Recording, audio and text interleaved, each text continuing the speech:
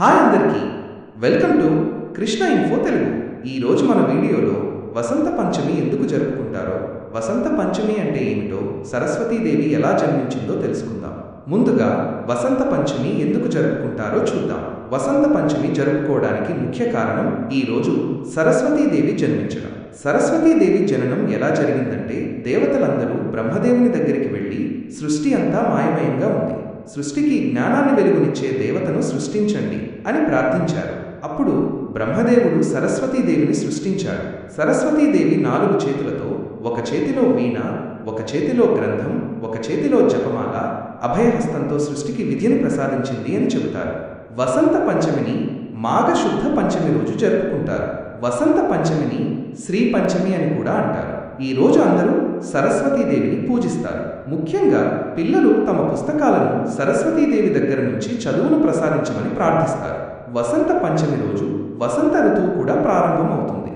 అలాగే ఇదే రోజున మన్మథుడు శివుడిపై ప్రేమ బాణాన్ని సంధించి ఆయన ధ్యానానికి భంగం కలిగించాడు అని చెబుతారు. ఈ రోజు పండుగ విశేషాలు. ఈ రోజు చిన్నపిల్లలకు అక్షరాభ్యాసం చేపిస్తారు. సరస్వతీదేవి కళలకు, విద్యకు ఆధారం కాబట్టి కళాకారులు, విద్యార్థులు సరస్వతీదేవుణ్ణి పూజిస్తారు. ఈ రోజు పసుపు రంగు దుస్తులు ధరిస్తారు. ఇది శుభం, సంతోషాలను తెస్తుందని నమ్ముతారు. భారతదేశం మొత్తం సరస్వతీదేవి పూజలను అంగరంగ వైభవంగా జరుపుకుంటారు. అలాగే ఈ రోజు వసంత పంచమి సందర్భంగా బాసరలో వెలిసిన శ్రీ సరస్వతీదేవి అమ్మవారి ఆలయానికి కూడా చాలామంది భక్తులు వెళతారు. అమ్మవారిని దర్శించుకుని ఆమె కృపకు పాత్రులవుతారు. అలాగే వివిధ ప్రాంతాలలో వివిధ రకాలుగా సరస్వతీదేవి పూజలు ఈ రోజు అంటే వసంత పంచమి రోజు జరుపుకుంటారు. ఇలా మనం సరస్వతీదేవిని పూజించడం కారణంగా సరస్వతీదేవి మనకు విద్యాబుద్ధులను ప్రసాదిస్తుంది.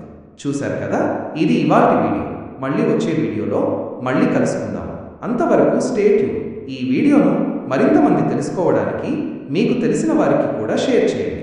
వీడియో నచ్చితే లైక్ చేయండి, కమెంట్ చేయండి. అలాగే మీరు మా ఛానల్ కొత్తగా చూసినట్లయితే సబ్స్క్రైబ్ చేసుకోండి.